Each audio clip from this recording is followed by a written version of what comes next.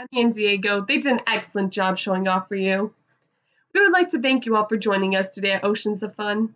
We currently house 8 California sea lions and 2 harbor seals. We are dedicated to the fields of marine mammal science and education. We focus on animal care and educating about marine life, the environment, and conservation with the help of our flippered friends.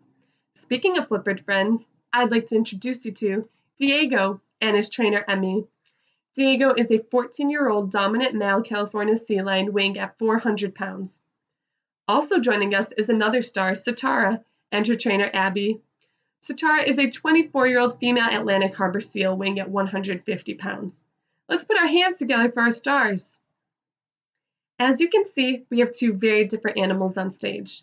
Seals and sea lions are very close cousins, but there are 3 easy ways to tell them apart. The first difference between a seal and a sea lion is that sea lions have ear flaps on the side of their head, called external pinna. A seal, on the other hand, has internal ears, so all you are able to see is a small hole about an inch behind their eyes. The next difference between a seal and a sea lion is the way they use their front flippers. A sea lion has very strong and powerful front flippers. They use them to propel themselves in the water, reaching speeds of 20 to 25 miles per hour. Diego will now demonstrate how he moves through the water using a natural behavior called porpoising. A seal, on the other hand, has smaller front flippers, only about the size of our human hand. In the water, they use their front flippers for steering, but their hind flippers move in a side-to-side motion called sculling that propels them through the water, reaching speeds of 15 to 20 miles per hour. Satara will also demonstrate how she moves through the water using a natural behavior called surfing. The final difference between a seal and a sea lion is the way they move up here on land. A sea lion has what is called a rotating hip bone. This allows them to rotate their hind flippers underneath their belly, and they walk on land using all fours. A seal is unable to move in this way.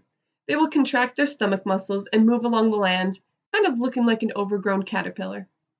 Now that we have highlighted a few basic differences between seals and sea lions, hopefully you will be able to tell these 2 very different species apart.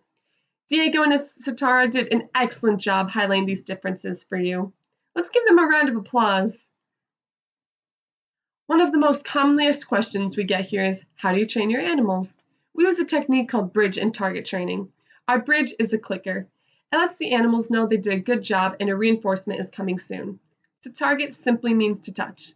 For instance, Diego will target or touch the tip of his nose to a target pole or a trainer's hand. Eventually, we will fade this target away and be able to communicate with signals using our hands and our voices. We use positive reinforcement to train our animals. This means we give them a reward when they do something correct. We use a variety of reinforcements. As you can see, we use lots of fish. This is called a primary reinforcer. We also use secondary reinforcers. These can be any toys they like to play with, a rub down by their trainer, and even your applause. All of these things are fun, very fun and positive for our animals. Diego did a great job demonstrating how we train. Let's give him a big round of applause.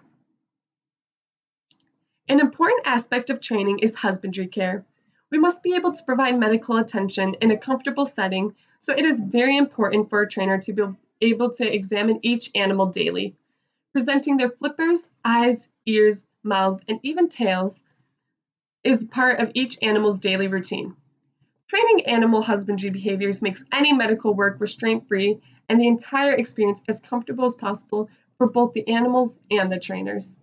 Examples of husbandry behaviors that our animals know are giving voluntary blood, laying out for x-rays and ultrasounds, and even brushing their teeth. Let's give Satara a great big round of applause for demonstrating some of her husbandry behaviors.